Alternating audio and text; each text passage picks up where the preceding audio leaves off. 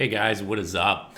I've been playing around with a lot of hybrid builds lately, and I'm sure some of you have seen me using the offhand rapier, the similar to the way that Fanboy, Sad Little Slug, Narco, Nino use, and I'm sure you've also seen me using the hand axe.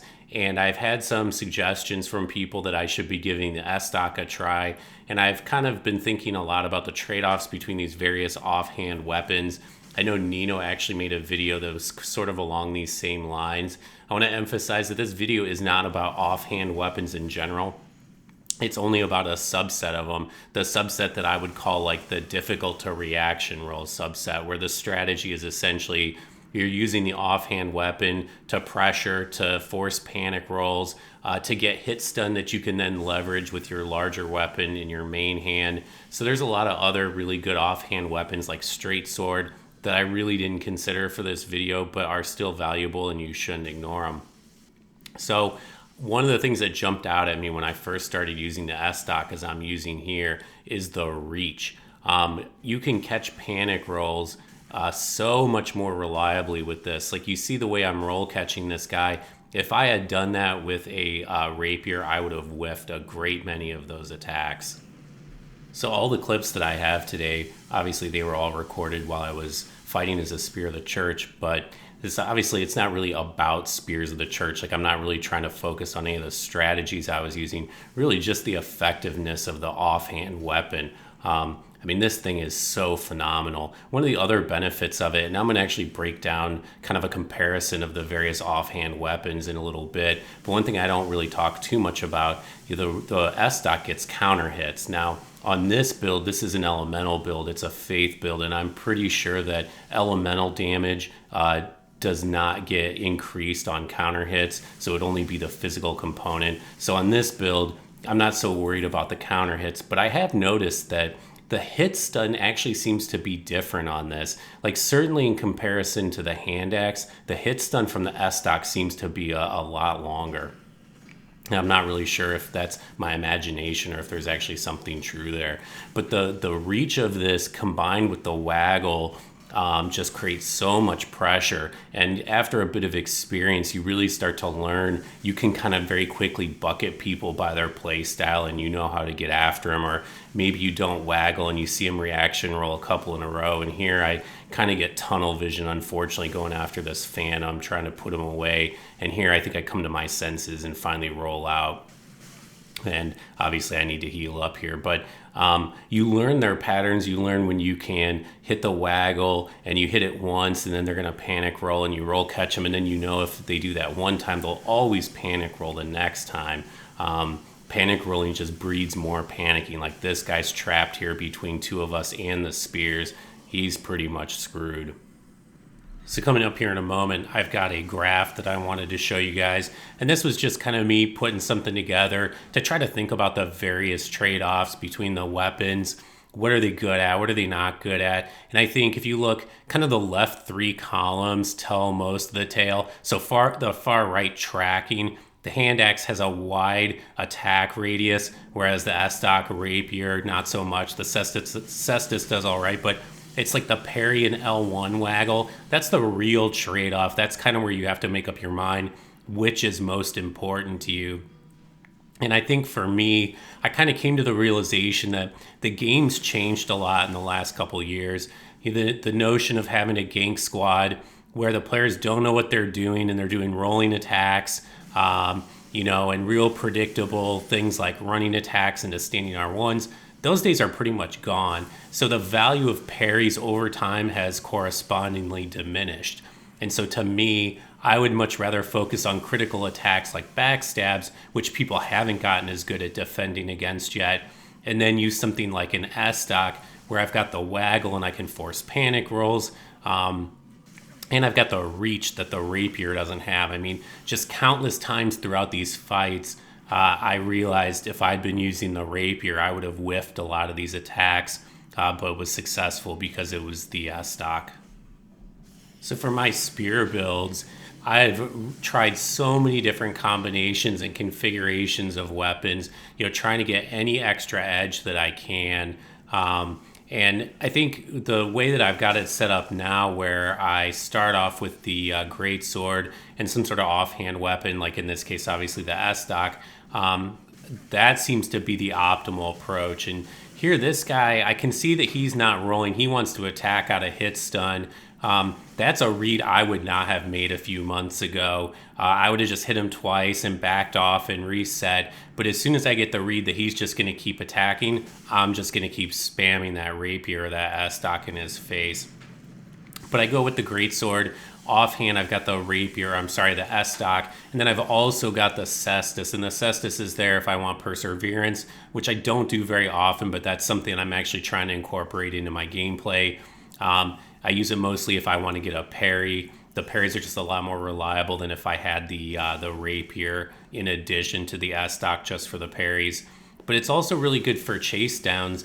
And one of the really great things about it is I don't think many people are familiar with using it as an attacking tool.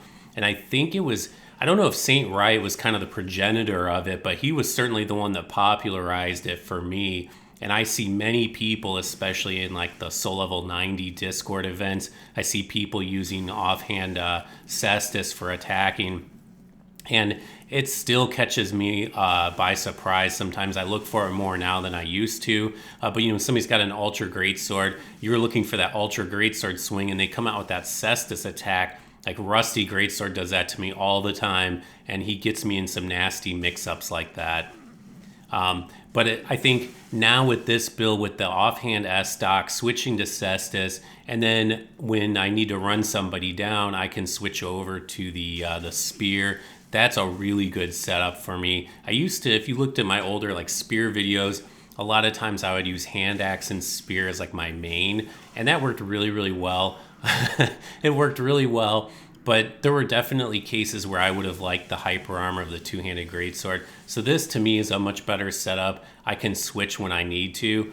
Like this fight right here is actually a really good example because I somehow whiffed the riposte on the host there, and I see that the Sunbro has got Freeds and he's spamming the weapon art as any good Freed user would do. And so here I'm thinking I need to switch over to the cestus because I can attack with the cestus and keep people moving and surprise them, but then I can obviously get the parries as well. And you'll see here, I don't think the host here is expecting the attack. And I think this may actually be the very first time I used the cestus like this. And man, it is so good. It is such an efficient use of the cestus. And the damage, especially like with it lightning infused, is really good. So, any of these offhand weapons are great. But I think for me, the Estoc is really the clear winner. I think I've mentioned this before, but if you're one of the people out there watching this video and you haven't experimented with like the hand axe or an offhand rapier or an offhand Estoc or anything like that, I really encourage you to try it, even if you don't think you'll ever stick with a build like that, simply because playing with builds like this or playing with a curved sword, it really helped me focus my game, and it really helped me get so much better in tune with reads up close and knowing what people are going to do, because you really have to think about which weapon you're going to use. When somebody rolls, you're going to try and roll catch them, and with which one. Or in a case like this where the guy's got a parry tool out. And actually, I give him credit there. The Black Flame was unexpected. I thought he was going to back off to Estus, and he clearly knew that I would be thinking that and was able to punish my aggression there a little bit with an unanticipated Black Flame. But you'll see the same situation presents itself here. That time I'm looking for it. I saw the Black Flame coming, and I was able to space it out. And this time, now his health is low enough that he panics, and I'm able to run him down with the Estoc. One thing you have to kind of watch, catching people's rolls when they have a parry tool out. I don't think in the past I was aggressive enough about that. I think I respected the parry tool too much, but I've definitely increased my aggression in those situations, and it's gotten me parried a handful of times, especially when you do it like 3-4 times in a row. You're kind of asking for it in that situation. So what I've learned is if somebody's got a parry tool and I think they're going to panic roll, I may wait one time and just make sure they're not going to immediately try and spam parry at me. But in subsequent times after that, I'll roll catch them usually twice, and then I'll run for a backstab. And then you might miss out on a bit of a chain, But truthfully, if people panic roll that much, you're going to have ample opportunity to get them later.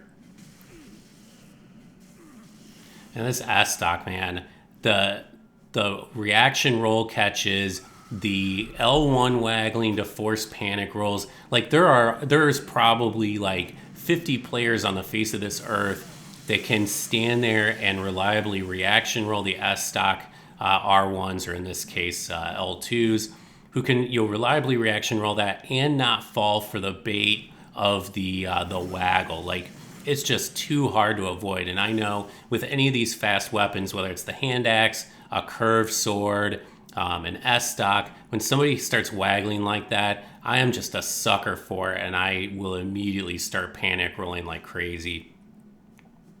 This guy was kind of funny. I hit him obviously with an Undead Hunter charm, and he is like off to the races, but he actually did a pretty good job of evading me here. I have to give him a certain amount of credit. Like, he was pretty smart about it. I think it was like right here I kind of gave up and realized, okay, I'm not going to get this guy. So I decided, all right, it's time to go back to the greatsword. And then I think I kind of just decided, now I'm going to buff up. I'm going to kind of, punish his inattention a little bit. And I was emboldened by my earlier fishing success, and unfortunately there I did not do very well. And this guy actually coming up, he swings his weapon like 5 times in a row, which I would not have even thought possible at really almost any soul level, let alone around soul level 90, even if he's like meta, which I don't think is possible, though I don't know the summoning ranges exactly for Spear of the Church. It might be wider, it might be possible that I'm getting meta level players. I think it's right here where he swings it 5 times. Maybe not. Obviously, with players with hyper armor like this, you've got to watch that they don't get wise, predict your roll catch, and then swing, and then you just end up trading with them. But there's really, maybe in the very beginning of a kind of interaction, they'll try something like that. But most players aren't that good. And all it takes is you to hit them a couple times, and they will start panicking like crazy. The Estoc, to me, does way, way better than the Rapier at that, just because of the reach, the consistency with which I'm able to poke people when they're panic rolling away from me. And here I screw up.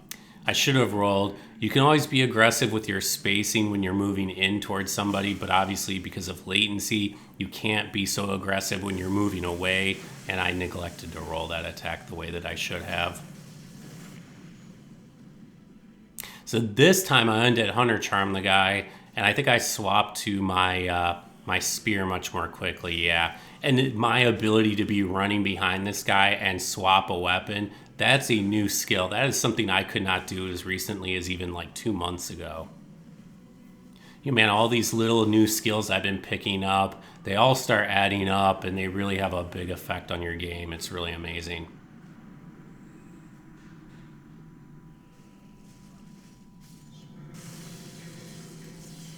All right, so this right here, this is actually the last clip that I collected. You can just really trying to show off the advantages that you get with this offhand Estoc. I don't know that I've really made the point as strongly as I really want to. Like, this is so much better than the Rapier. Like, I don't know that I would ever go back to the Rapier. The only way I'd go back to the Rapier is if I thought that I were going to get a lot of parries. But again, for reasons I mentioned before, parries, you're much less likely to get those these days. And really, the parry frames on the Rapier are pretty bad. They're one of the shortest in the game, right up there with like offhand curved swords. And not only are they relatively short, but they are very late parry frames, some of the latest in the game. So they definitely are like prediction reads. You don't want to try and get you don't really want to try to parry somebody like third R1. I think on a really good connection, you can like face tank a couple hits and parry. But man, like, look just how quickly I mowed that guy down. Unbelievable. Well, guys, I hope you enjoyed watching this. Thanks for watching. Take care now.